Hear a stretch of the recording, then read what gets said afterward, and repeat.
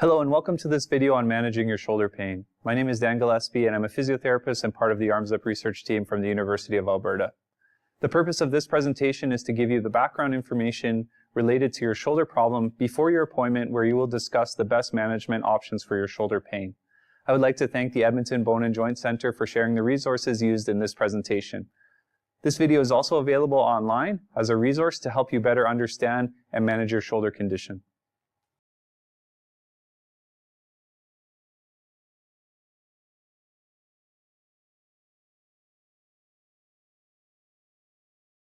The aims of today's session are to review the basic anatomy of the shoulder joint, to discuss the most common causes of shoulder pain, along with your treatment options, including non-surgical care, which involves active rehabilitation and exercise programs, along with pain management strategies. We will also discuss surgical care options, including rotator cuff repair and shoulder replacement. We recognize there is a lot of information to cover. There's no need to take notes, as a link to this video and handouts will be provided for you to refer back to. The shoulder joint is the most mobile joint in the body and allows for movement in all three planes of motion, including forwards and backwards movements, sideways movements, and rotational movements. Several joints work together to allow these movements to happen at the shoulder. The sternoclavicular joint, or SC joint, is the joint that connects the collarbone to the breastbone, circled in green here. The acromioclavicular joint, or the AC joint, is the joint circled in blue, formed between the end of the collarbone and the tip of the shoulder blade, shown here. The glenohumeral joint is a ball and socket joint, circled in red. The ball is formed by the top part of the arm bone, shown here. The socket part is part of the shoulder blade, which is also called the scapula, shown here. The shoulder blade also assists with movement by gliding over the rib cage and is especially important for overhead movements and reaching across the body. When you move your arm, all of these joints work in a coordinated way to allow for movement at the shoulder. This movement is controlled by several important muscles. The rotator cuff is an important group of muscles that work together to provide stability to the shoulder joint. But what exactly is the rotator cuff? The rotator cuff is a group of 4 deep shoulder muscles. These muscles are the supraspinatus muscle, shown here, the infraspinatus and teres minor muscles, shown here. All 3 of these muscles attach from the back part of the shoulder blade onto the humerus, or top of the arm bone. The subscapularis muscle is the 4th muscle of the rotator cuff and attaches from the front part of the shoulder blade, or scapula, shown here, to the top part of the arm bone. The rotator cuff moves the shoulder joint together with other muscles that attach onto the ribs, sternum, and spine. Another very important muscle group are the muscles around the shoulder blade and back. Think of them like anchors in a tug of war, keeping your shoulder blade steady so your arm muscles can generate power and move well. But what happens if you have a weak anchorman in a tug of war, or if they let go of the rope? Everything falls apart. If these anchors are weak because of poor posture, it can throw everything off, leading to shoulder pain and wobbly movements. So strong posture and good shoulder blade movement are key to a happy and healthy shoulder. Now that we have talked about shoulder anatomy, what exactly does the rotator cuff muscles do? The rotator cuff gives you strength with rotational movements such as overhand throwing or reaching overhead. The rotator cuff mainly assists with activities performed at and above shoulder height. In addition to this, the rotator cuff also stabilizes and centers the ball of your shoulder in the socket during arm movements. Because the shoulder joint relies so heavily on the rotator cuff muscles for stability, the most common causes of shoulder pain are rotator cuff related pain and shoulder arthritis.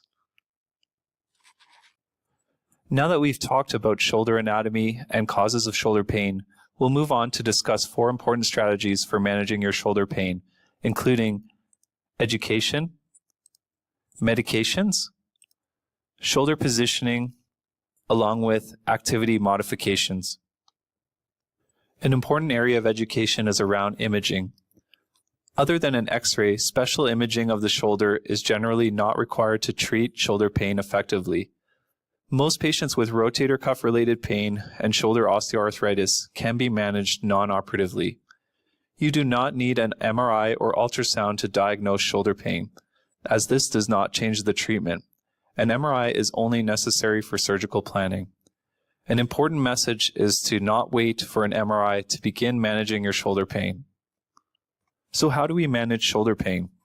It's important to stay active. General exercises like walking and biking can help with overall pain management of the shoulder.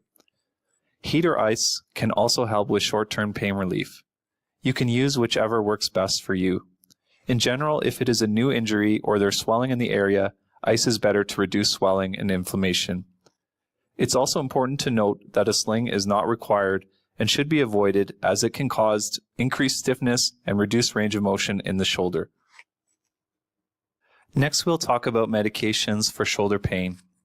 The majority of people with shoulder pain can manage their pain with over-the-counter medications such as Tylenol, Advil, or Aleve. A pharmacist or your doctor can discuss medication options that are appropriate for you.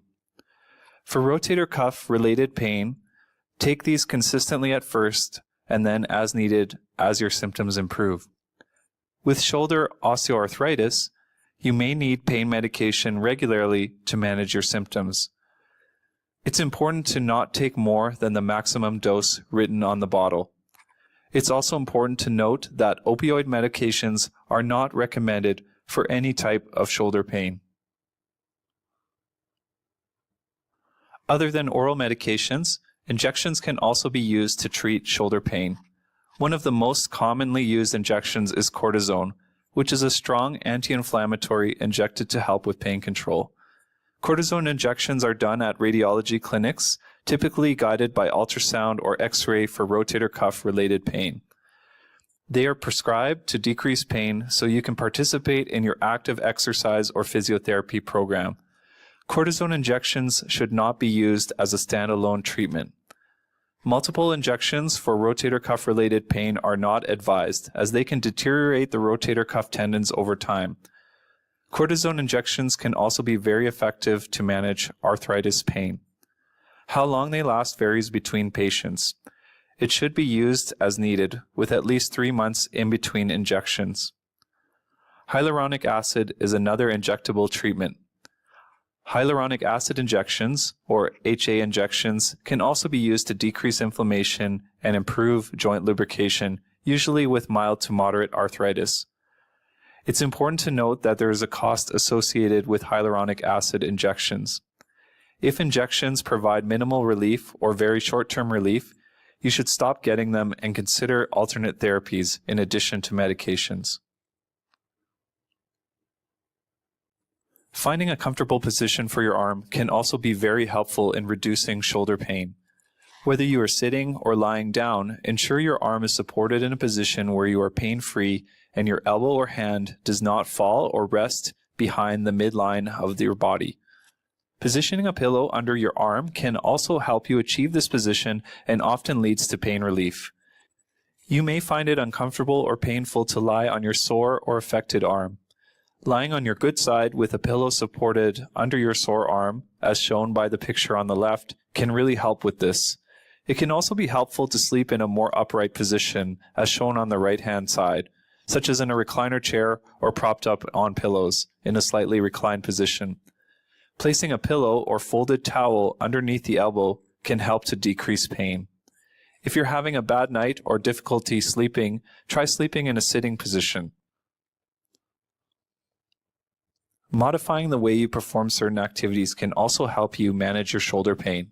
Certain activities can aggravate shoulder pain, and it's important to modify or reduce the demand on your shoulder if the activity is painful.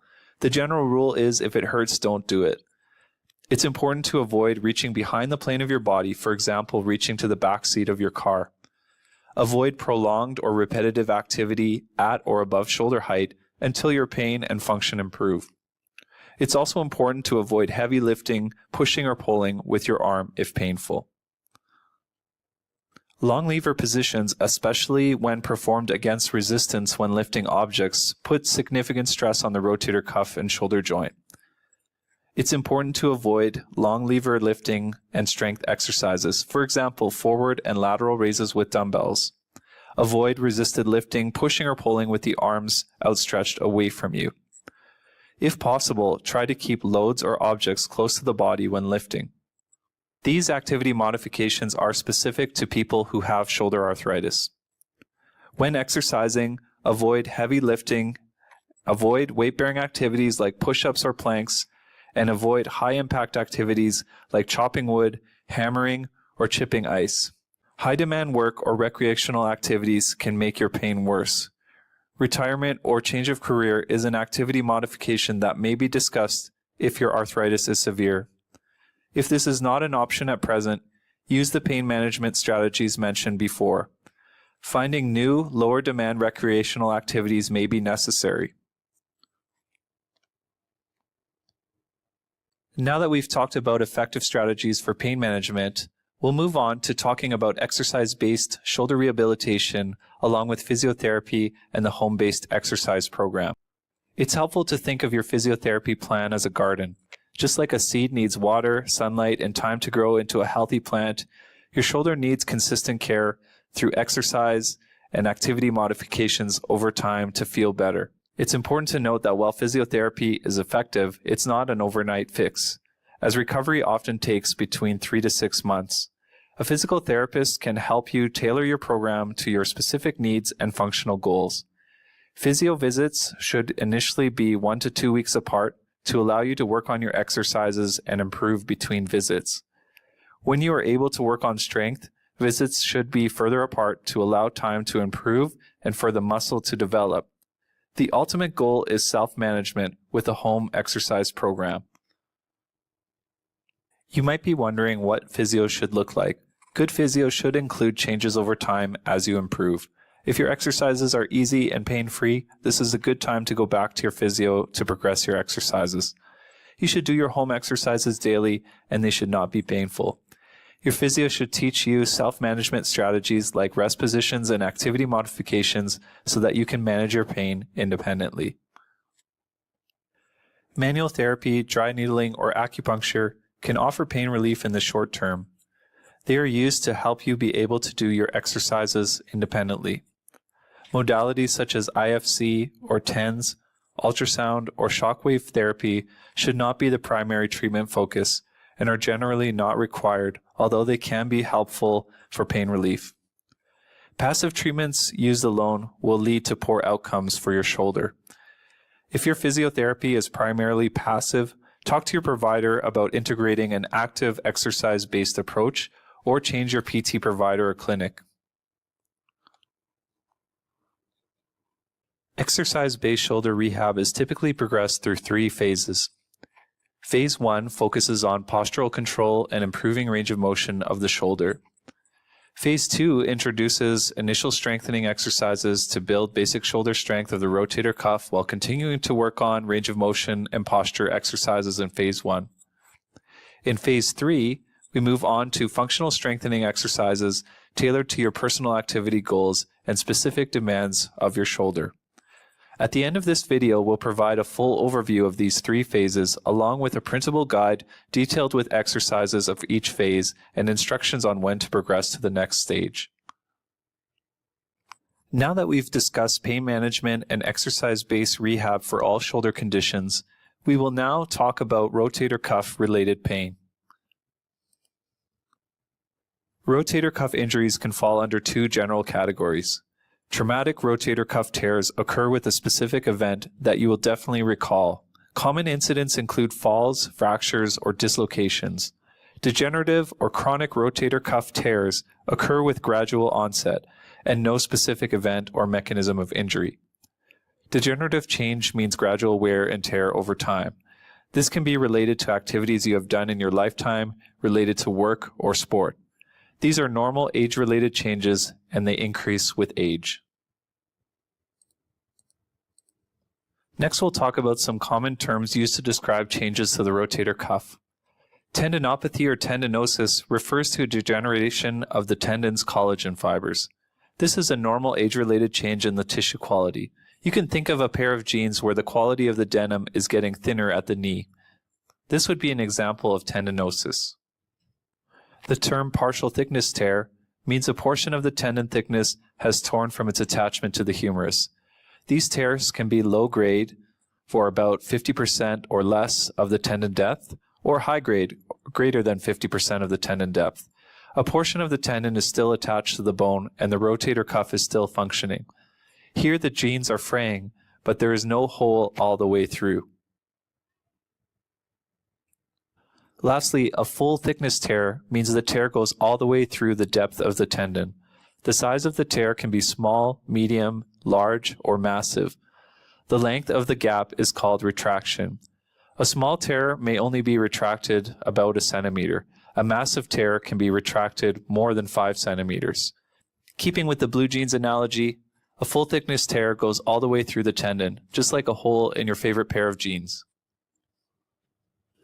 When a muscle is torn or not functioning, it shrinks from disuse.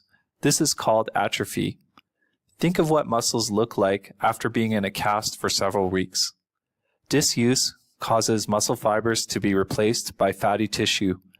Rotator cuff tears with significant fatty atrophy cannot be surgically repaired. It's important to remember that rotator cuff tears increase with age and that this is a normal part of aging. Atraumatic tears are very common, and greater than 95% of people with rotator cuff related pain in their 60s or later do not have surgery and can be managed non-operatively.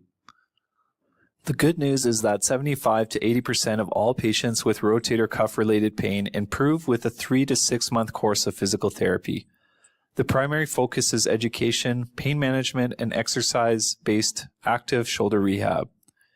Research shows the results of active, exercise-based rehab are equal to surgery. Now that we've talked about rotator cuff-related pain, we'll move on to surgical management of rotator cuff tears. You might be wondering how decisions are made about whether surgery is appropriate for rotator cuff tears. Surgery is not recommended for degenerative tears. These types of tears are often difficult or even impossible to repair successfully. If arthritis is also present, outcomes after rotator cuff are usually poor. Smoking and uncontrolled diabetes negatively impact the ability of the rotator cuff to heal after surgery. If surgery is being considered, it's strongly advised to quit smoking and work closely with your doctor to improve blood sugar levels to keep them below an A1C of 8. If the rotator cuff is not repairable, a cleanup procedure or cam debridement may help with pain. This is only done for pain management when conservative treatment fails. This is at the discretion of the surgeon. So when is surgery recommended? Surgical intervention is recommended for traumatic tears in active, healthy persons under the age of 60. Exercise-based rehab before and after surgical repair can optimize surgical outcomes. If surgery is indicated for a rotator cuff repair, this is what you can expect. The rotator cuff repair can be a painful surgery. You can expect to have pain up to 3 to 4 months after surgery. Recovery can take between 6 and 12 months, and extensive rehab is required during the first 6 months to resume optimal functioning. Return to work depends on your job duties. For manual labor jobs, you can expect to be off work for at least 6 months or greater. Next, we'll move on from talking about rotator cuff-related pain and surgical management to talking about managing shoulder pain related to osteoarthritis. Arthritis means joint inflammation, and the most common type of arthritis is osteoarthritis. Osteoarthritis is age-related wear and tear or degenerative arthritis that usually occurs in people over the age of 50. Next, we'll talk about arthritis related to rotator cuff tears, or rotator cuff arthropathy. On the left-hand side image, we have a normal rotator cuff, and we can see the ball is nicely centered in the middle of the socket. The X-ray on the right-hand side of the slide shows a shoulder with a massive rotator cuff tear. A chronic rotator cuff tear can get larger and lose its function to keep the ball centered in the socket. The torn rotator cuff cannot be repaired surgically because the tears are too large and the tissue is of poor quality. As a result, in these cases, the ball of the shoulder migrates upward, making normal movement very difficult. This is known as rotator cuff arthropathy. We treat rotator cuff arthropathy the same as shoulder arthritis. Symptoms commonly associated with shoulder arthritis include pain, which is the most common symptom of arthritis. It is aggravated by activity and progressively gets worse over time. Night pain is common and sleeping can become very difficult. Arthritis can also cause swelling and stiffness in the joint. Over time, the range of motion of the joint can decrease. Eventually, the cartilage on the joint surfaces wears away, leaving exposed bone. As a result, you may feel a grinding sensation as you move your shoulder. This is known as crepitus. So, what do you need to know about arthritis? The first thing you need to know is that pain does not always correlate to X-ray findings. Sometimes mild arthritis can be very painful, and people with severe arthritis on an X-ray can have very little pain. Recommendations for surgery will be based on your clinical presentation and not based on your X-ray alone. Arthritis generally worsens over time. Joints will get stiffer and lose range of motion as the arthritis progresses. There is no cure for arthritis, but it can be managed. Symptom management is the goal of treatment for shoulder arthritis. It's important to understand that treatment may improve symptoms, but might not provide complete pain relief. Surgery is the last option when non-surgical management can no longer control pain. If you have any of these conditions, you may not be a candidate for shoulder replacement.